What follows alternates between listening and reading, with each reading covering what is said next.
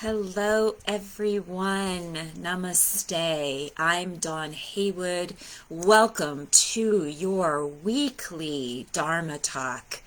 This week's chat is about finding joy, and I will preface by saying that finding joy is very different from being thankful.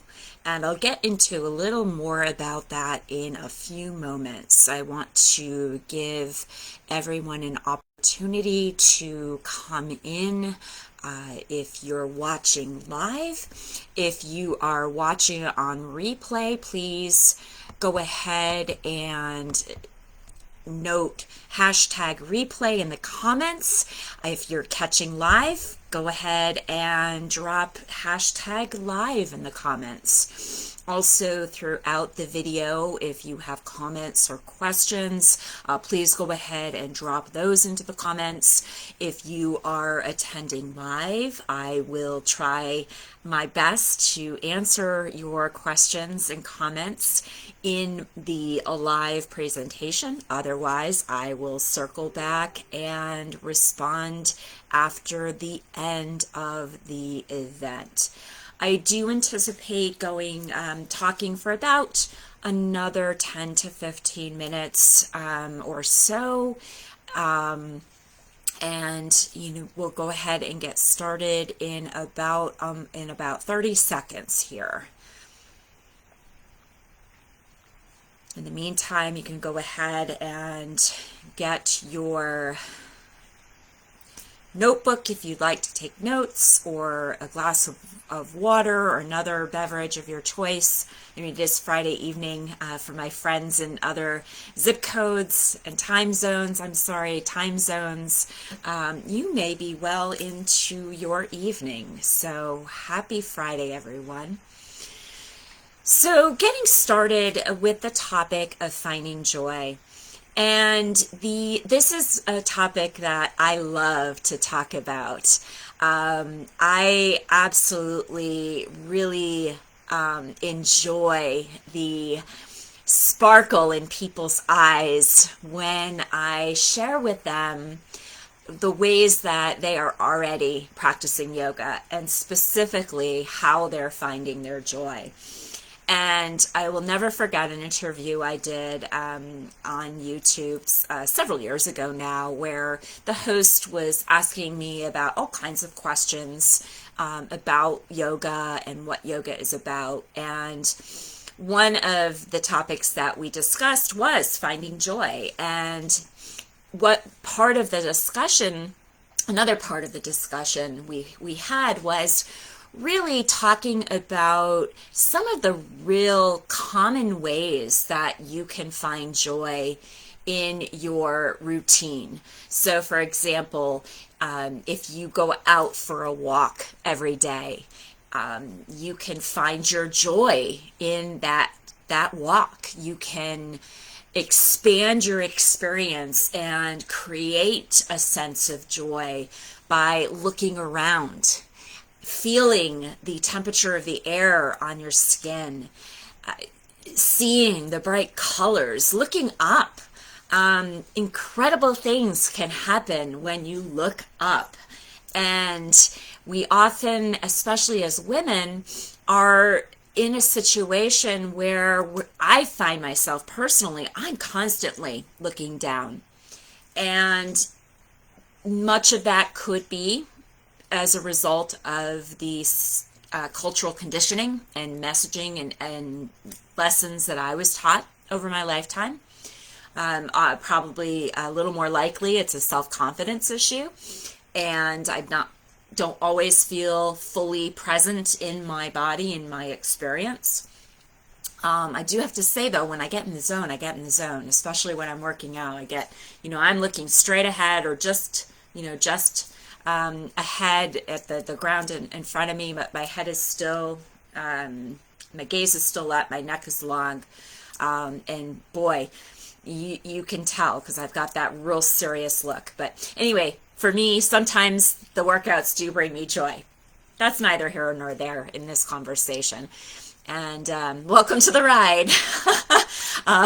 going to be a little bit of a roller coaster today with this Dharma talk.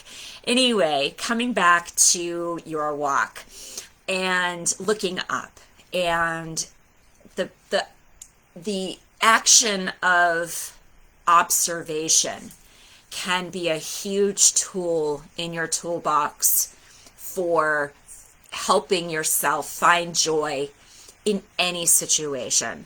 And I will say that I'm not a medical professional, and I encourage anyone who has significant anxiety, health issues, whether physical, emotional, or mental, to seek out treatment. I'm very much a supporter of Western and Eastern medical treatment or healing modalities, because Western medicine doesn't always work best for every type of situation. Everyone is going to find their own and their benefit, their own practice that benefits them. The important thing to understand, though, with this is that yoga, medicine, faith, there was a fourth one. They're not all mutually exclusive. Many of these modalities can coexist and actually, and many times, complement each other.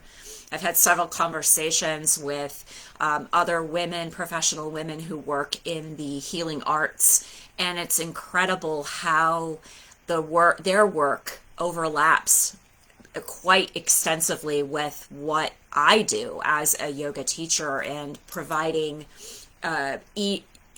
easily accessible ways to bring yoga into your everyday life. And right now we're focusing specifically on using yoga to go from frazzled to calm. And this concept of joy is one powerful tool in helping yourself move from frazzled to calm. And the reason joy is so incredibly powerful is that when you feel joyful, it is likely because you are engaging in an activity that you absolutely feel comfortable, free, and can be yourself. It's a passion. And for some people, it could be playing music. For others, it could be reading an incredibly interesting book, getting lost in the story, getting lost in the music, getting lost in the rhythms. And we did talk last week, in last week's Dharma talk, about the impact of music on your mood. So go ahead if you're interested in hearing about that. It is in last week's Dharma talk towards the end of the talk, and probably about 15-20 minute mark or so. So check that out on YouTube or in the Facebook group here. So the difference between joy and gratefulness is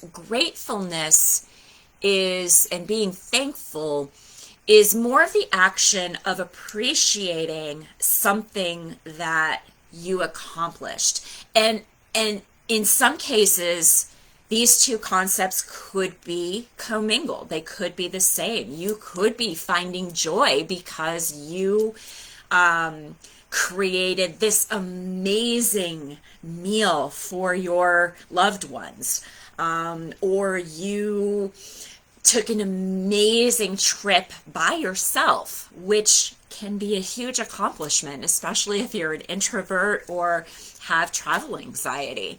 So I'm not saying here that these two concepts should be compartmentalized.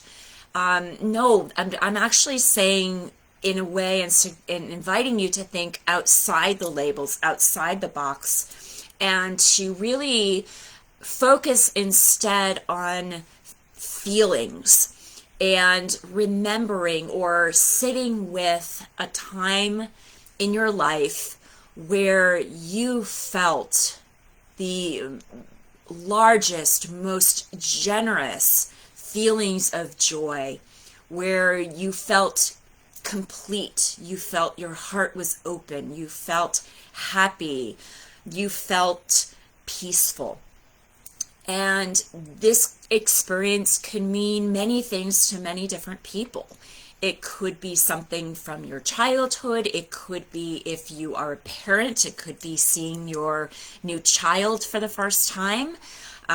For someone else, it could be that moment where you do something that you've always wanted to do. Remember that bucket list. That bucket list can be reflecting on that bucket list and reflecting on what you've accomplished on that bucket list could bring you joy. And this is a yoga practice because it is part of reconnecting with your self-discovery. And I neglected to bring in the Sanskrit and the specific limbs references for this particular topic. Yet, when you are considering joy in this context, in the way I want to talk about it today, and I can do another Dharma talk later where I get into the roots of a practice of joy. In that, the invitation today and the focus I want you to walk away with today is to spend a few moments at the end, after you've stopped listening to this talk, to sit, natural breath. Start with just grounding, observing your breath for a few moments. And when you're ready, allow your mind to return to a point in your life where you felt tremendous joy. And as you begin to think about that event, take a scan through your body and identify where in your body you're feeling the joy. And through this exercise, you've given your body and mind the opportunity to disconnect from the hustle and bustle of your everyday life and to really have meaningful time to reflect on a time in your life where the hustle and bustle didn't matter. That's what finding joy is all about. And yes, again, thankfulness can be part of that, and you certainly are welcome to end your practice with a reflection on 1 to 3 things that you were thankful for today. And that is a great way to end the practice. Again, merging the two tools. So I've really enjoyed being with you today and talking to you a little bit more about the concept of joy and how it differs from being thankful. I would love to hear any questions or comments, and even also I'd love to hear about the ways that you're bringing joy into your life in this moment. So please drop those into the comments. Before we end, I do want to talk a little bit about the ways that you can work with me. I am opening a free 30-minute container this Sunday, March 5th at 2 p.m. Pacific for a free yoga class. It is a preview of my upcoming 4-week series, Slow Down Bus Stress with Yoga. And that will be, I have opened a special Facebook group for that event. So please let me know, send me a DM if you are interested in joining that group. I will also drop the link into the comments for this video, probably later on today. I also, as a thank you for participating in that preview class on Sunday, if you have not worked with me before, I am opening up a 20-minute personalized yoga experience with me. So once you come into the group, I will be reaching out to get you scheduled for that experience. Again, that's free. It's a chance for us to work one-on-one together, and you will walk away from that 20 minutes with at least one tip that you can use to incorporate yoga into your life. Again, this 4-week series, Slow Down and Bust Stress with Yoga, starts on Sunday, March 12th. The class will be at 3 p.m. Pacific. Slight time change for the first class. But if you are interested in going ahead and signing up now for that class, please message me and I will get you the link to that information. So I really enjoyed talking with you tonight. And if you did come in at the end, you're right on time. If you were at the beginning, you were right on time. And the class will be posted within the group and on YouTube if you want to go back and listen to the rest. Be well, my friends, and I will see you all again very, very soon. Be well.